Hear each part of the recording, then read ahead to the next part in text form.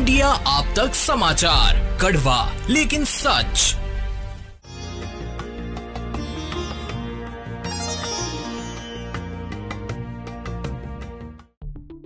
मंगलवार को दिल्ली में आयोजित मराठी साहित्य सम्मेलन के कार्यक्रम में राष्ट्रवादी कांग्रेस पार्टी शरद पवार गुट के अध्यक्ष शरद पवार ने महाराष्ट्र के उप मुख्यमंत्री एकनाथ शिंदे को सम्मानित किया।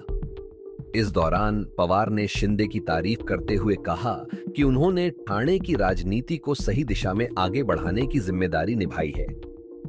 इस सम्मान समारोह पर ठाकरे गुट के सांसद संजय राउत भड़क गए और उन्होंने शरद पवार पर सीधा हमला बोला। राउत ने कहा कि शरद पवार को ठाणे के विकास को लेकर गलत जानकारी दी गई है।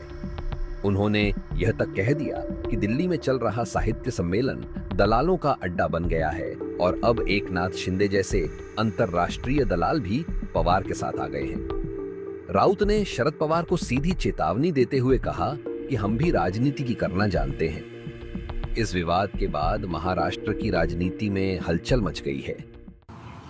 एकनाथ शिंदे यांनी महाराष्ट्राचं सरकार पाडलं, बेईमानी केली। त्यांच्या कार्यक्रमाला शरद पवारांनी नाही जायला पाहिजे,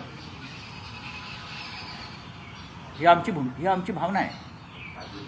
महाराष्ट्रातल्या लोकांसमोर आम्ही कोणत्या तोंडाने जाणार? ज्यांना आम्ही महाराष्ट्राचे शत्रू समजतो त्यांच्याबरोबर जे लोक खुलेआम बसलेले आहेत जाऊन,